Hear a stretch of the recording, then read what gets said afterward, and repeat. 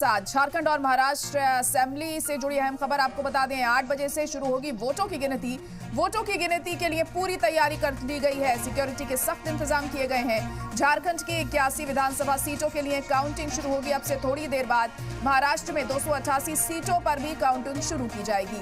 वहीं यूपी उपचुनाव की 9 सीटें और बिहार की 4 सीटों पर भी काउंटिंग शुरू होगी। 8 बजे से काउंटिंग की जाएगी और तब देखना होगा जब जैसे जैसे रुझान सामने आएंगे कि आखिर किसने किस सीट से जीत हासिल की है, कौन आगे निकल रहा है, कौन पीछे चल रहा है। पल पल की अपडेट, सारी जानकारी लगातार हम आपको मुहैया कराते रहेंगे। तो झारखंड और महाराष्ट्र विधानसभा चुनावों के लिए वोटों की गिनती आज होने वाली है और सुबह 8 बजे से ही जो काउंटिंग है वो शुरू हो जाएगी। झारखंड की 81 असेंबली सीटों के लिए 2 मरहलों में वोटिंग हुई थी, जबकि महाराष्ट्र असेंबली की 288 सीटों के लिए एक ही दिन में वोट डाले गए थे। झारखंड में अजीम इत्तेहाद और एनडीए के बीच सीधी टक्कर है। 13 रियासतों की 46 असेंबली सीटों और महाराष्ट्र के नांदेड़ और केरल के वायनाड के लोकसभा हल्के में उपचुनाव के लिए वोटों की गिनती भी आज होगी। कांग्रेस जनरल सेक्रेटरी प्रियंका गांधी वाड्रा वायनाड से चुनावी मैदान में हैं और वो क्या जीत हासिल करेंगे, क्योंकि काफी उम्मीदें उनसे भी टिकी हुई हैं कि इस बार वो अपना जो सियासी पारी है शुरू करने जा रही हैं। तो जीत उनकी लगभग पक्की मानी जा रही थी, लेकिन अब जब नतीजे सामने आएंगे तो पूरी तरह से तस्वीर जो है वो साफ हो जाएगी। तो महाराष्ट्र में मुकाबला बरसरे इक़्तिदार इत्तेहाद महायुति और महाविकास अघाड़ी इत्तेहाद के बीच है।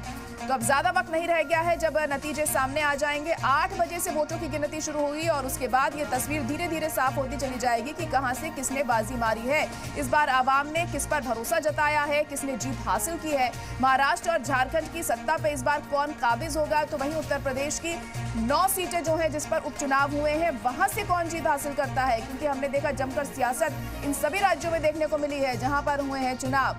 और जिस तरीके से तमाम लोगों ने, तमाम नेताओं ने तशहीर के दौरान आवाम के बीच पहुंचकर अपनी अपनी बातें रखी हैं, मुद्दे उठाए हैं, वो अपनी बातों पर कितने खरे उतरते हैं जब वो सत्ता हासिल कर लेंगे तो ये वक्त के साथ साफ होगा। लेकिन फिलहाल अभी नजरें टिकी हुई हैं इस बात को लेकर कि कौन बाजी मारता है और अब से थोड़ी देर बाद धीरे धीरे जो तमाम रुझान है वो सामने आने लगेंगे। फिर वो रुझान नतीजों में तब्दील होंगे और तस्वीर पूरी तरह से दोपहर तक साफ हो जाएगी कि आखिर किस पार्टी ने कहां से जीत हासिल की है। तगड़ी सुरक्षा व्यवस्था के बीच में काउंटिंग शुरू की जाएगी सुबह 8 बजे और उसके बाद नतीजे धीरे धीरे सामने आते रहेंगे। तो आपको बता दें कि महाराष्ट्र, झारखंड, उत्तर प्रदेश की 9 सीटें, इन तमाम जगहों पर चुनाव हुए थे, वहां पर नतीजे आज सामने आ जाएंगे 8 बजे जब काउंटिंग शुरू की जाएगी। तो महाराष्ट्र की अगर बात करें तो मुख्य मुकाबला यहां पर महायुति और महाविकास अघाड़ी के बीच में है। तो क्या एक बार फिर से महायुति अपनी सरकार बनाने में कामयाब रहती है? हालांकि तमाम मुद्दे उठाए गए थे उनकी तरफ से भी और कांग्रेस को, महाविकास अघाड़ी को नीचे दिखाने में कोई कसर नहीं छोड़ी गई है। तो वहीं महाविकास अघाड़ी की अगर हम बात करें तो उसने भी पूरी तरह से लोगों के बीच पहुंचकर तशहीर के दौरान अपने आप को बेहतर साबित किया है। लेकिन आवाम ने किस पर भरोसा जताया है ये थोड़ी देर बाद साफ हो जाएगा।